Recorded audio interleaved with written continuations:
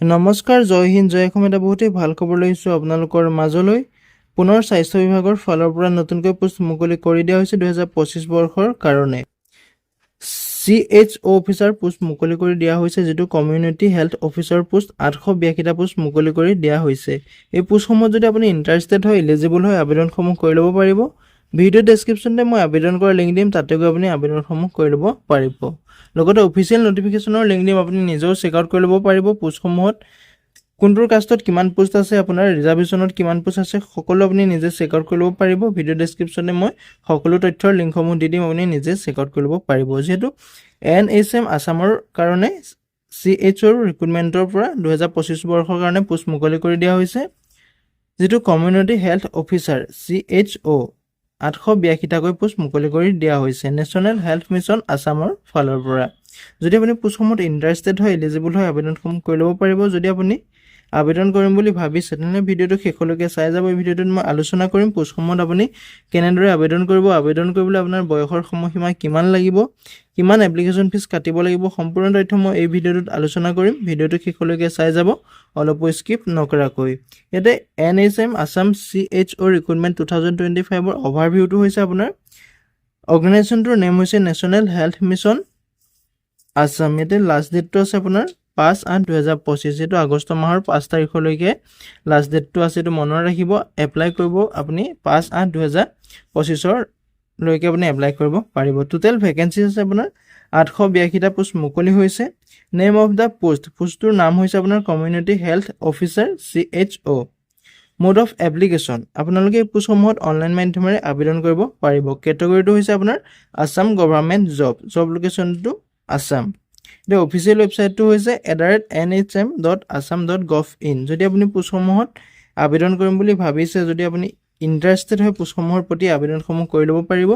Video' ডেছক্ৰিপশ্যনতে মই official website আৰু apply কৰাৰ লিংক দিছোঁ, তাতে গৈ আপুনি আবেদন কৰি ল'ব পাৰিব। যিহেতু মই এদিনৰ আগত এটা ভিডিঅ' দিছিলোঁ, যিটো NHM আছামৰ কাৰণে যিসমূহ ANMৰ পোষ্ট মুকলি হৈছিলে, তাৰ ওপৰত এটা ভিডিঅ' দিছিলোঁ। সেই ভিডিঅ'টো যদি আপুনি চোৱা নাই এতিয়ালৈকে, চাই ল'ব। ভিডিঅ' ডেছক্ৰিপশ্যনে মই ভিডিঅ'টোৰ লিংক দিম, তাতে গৈ আপুনি সেই ভিডিঅ'টো চাই ল'ব পাৰিব।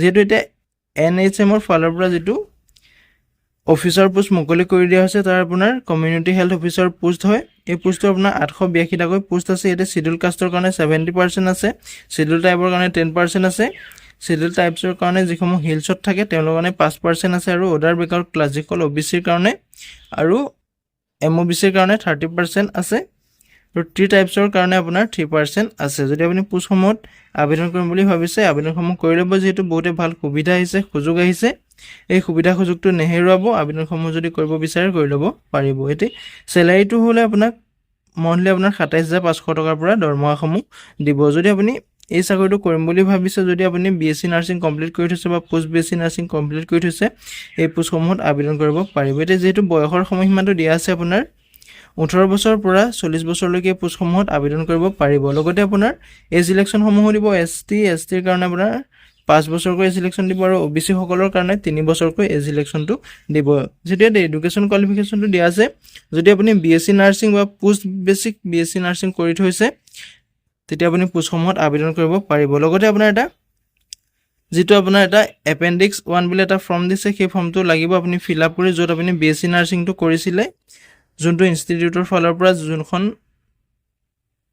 যোনখন মেডিকেলৰ ফালৰ পৰা আপুনি BSc নাৰ্ছিং কমপ্লিট কৰিছিলে বা পোষ্ট BSc নাৰ্ছিং কমপ্লিট কৰিছিলে, তাত আপোনাৰ এই ফৰ্মখন পাইলে আপোনাৰ প্ৰিন্সিপালৰ পৰা এটা ছিগনেচাৰ লাগিব, তেতিয়া আপুনি আবেদন কৰিব পাৰিব। ছিগনেচাৰ লৈ আপুনি আবেদন কৰিব পাৰিব। ফৰ্মখন ভিডিঅ' ডেছক্ৰিপশ্যনতে মই ফৰ্মখনৰ লিংক দিম, সেইখনো আপুনি ডাউনলোড কৰি ল'ব পাৰিব। যদি আপুনি ইণ্টাৰেষ্টেড হয়, এলিজিবল হয়, আবেদন কৰি ল'ব পাৰিব। সকলো তথ্য মই ভিডিঅ' ডেছক্ৰিপশ্যনতে দি দিম, এপ্লাই কৰাৰ লিংক দিম, ফৰ্মখনৰ লিংক দিম। যদি আপুনি আবেদন কৰিম বুলি ভাবিছে, আবেদনসমূহ কৰি ল'ব। এতিয়া চিলেকশ্যন প্ৰচেছটো আপোনাৰ ইয়াতে যিটো আপোনাৰ চিলেকশ্যন প্ৰচেছ, সেইটো এটা আপোনাৰ selection process shall be notified in the official website. আপোনাৰ যিটো চিলেকশ্যন প্ৰচেছ, সেইটো অফিচিয়েল ৱেবছাইটত অলৰেডি দি দিব। আপুনি যদি ভাবিছে চেক আউট কৰি ল'ব পাৰিব নিজে।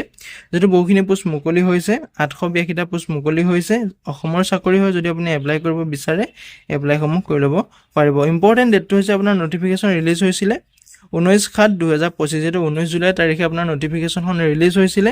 ষ্টাৰ্টিং ডেটটো আজিৰ পৰা ষ্টাৰ্ট হৈ গৈছে 20/7/2025, যিহেতু আজি 20 তাৰিখ হয়, আজিৰ পৰা এপ্লাই ষ্টাৰ্ট হৈ গৈছে। লগতে আপোনাৰ 5 আগষ্টলৈকে পোষ্টসমূহত আবেদন কৰিব পাৰিব যদি ভিডিওটো চাই ভাল পালে এটা লাইক কৰিব আৰু মোৰ চেনেলটো যদি প্ৰথমবাৰ কাৰণে আহিছে চেনেলটো সাবস্ক্ৰাইব কৰিবলৈ নাপাহৰিব যাতে প্ৰতিদিনে জবৰ আপডেটসমূহ পাই থাকিব পাৰে আজিলৈ ভিডিওটো ইমানেই আছিল জয় হিন্দ জয় অসম